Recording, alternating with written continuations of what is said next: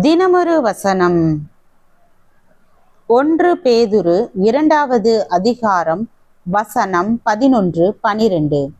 பிரியமானவர்களே, அந்நியர்களும் பரதேசிகளுமாய் இருக்கிற நீங்கள் ஆத்துமாவுக்கு விரோதமாய் போர் செய்கிற மாம்ச இச்சைகளை விட்டு விலகி, புற ஜாதிகள் உங்களை அக்கிரமக்காரர் என்று விரோதமாய் பேசும் விஷயத்தில் அவர்களை உங்கள் நற்கிரியைகளை கண்டு அவற்றின் நிமித்தம் சந்திப்பின் நாளிலே தேவனை மகிமைப்படுத்தும்படி நீங்கள் அவர்களுக்குள்ளே நல் நடக்கையுள்ளவர்களாய் நடந்து கொள்ளுங்கள் என்று உங்களுக்கு புத்தி சொல்லுகிறேன்.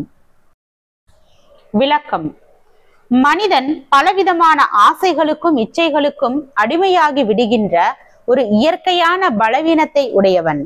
மனிதனுக்கு ஆசைகள் அவசியமே, ஆனால் ஆசைகள் அவனை ஆளுகை செய்யக்கூடாது. ஆசைகளில் நல்ல ஆசைகளும் உண்டு, தவறான ஆசைகளும் உண்டு. சில ஆசைகளில் தவறான அம்சங்கள் எதுவும் இருப்பதில்லை.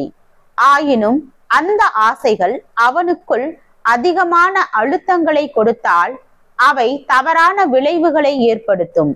பணம் சம்பாதிக்க வேண்டும் என்பதோ, ஒரு வீட்டை வாங்க வேண்டும் என்பதோ, ஒரு நல்ல நிலைமையை அடைய வேண்டும் என்பதோ தவறான ஆசைகள் அல்ல.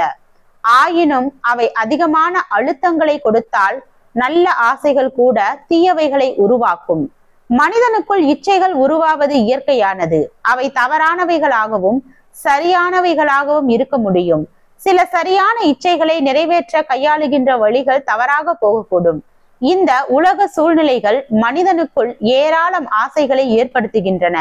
எல்லா ஆசைகளும் தவறானவைகளை அல்ல. ஆயினும் சரியான ஆசைகள் கூட தவறான வழிகளில் நம்மை கொண்டு சென்றுவிட முடியும். எனவே இச்சைகளின் வேகத்திற்கு இசைந்து நாம் போகாத படிக்கும், ஆசைகளின் இழுவைகளுக்கு இணங்க செயல்படாத படிக்கும் நம்மை கட்டுப்படுத்தி கொள்ளுகின்ற ஒரு ஆற்றல் அவசியம். ஆனால் அந்த ஆற்றல் மனிதனுக்கு இயற்கையில் இல்லை. காற்றுகளின் கட்டுப்பாட்டில் கப்பல் இருந்தால் அவை கப்பலை எங்கேயோ அடித்து கொண்டு போய் சேதமடைய செய்துவிடும். கப்பலை ஓட்டுகின்றவன் காற்றின் வேகங்களின் பாதைக்கு போக விடாமல் கப்பலை நடத்தினால்தான் சரியான திசைக்கு போக முடியும். கப்பலும் சேதமடையாமல் போய் சேரும். ஆசைகள் எளிதாக அடக்க இயலாதவை. இச்சைகளை சுலபமாக கட்டுப்பாட்டிற்குள் வைத்துவிட முடியாது.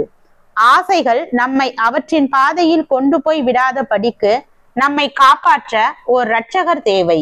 இச்சைகளை அடையாளம் காணவும், இச்சைகளின் பிடியில் சிக்கி சேதமடையாமல் இருக்கும்படியாகவும் நமக்கு உதவி செய்ய ஒரு இரட்சகர் தேவை.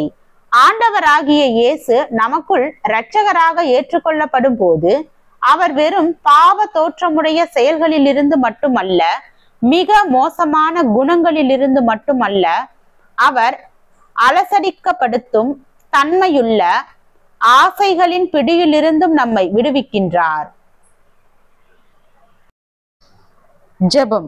தேவனுக்கு ஸ்தோத்திரம். தேவனே, நாங்கள் வாழ்க்கையில் தவறான வழியில் செயல்படாமல் தேவ சித்தத்தின்படி விசுவாசத்தோடு வாழ கிருபை பாராட்டும். ஆமென்.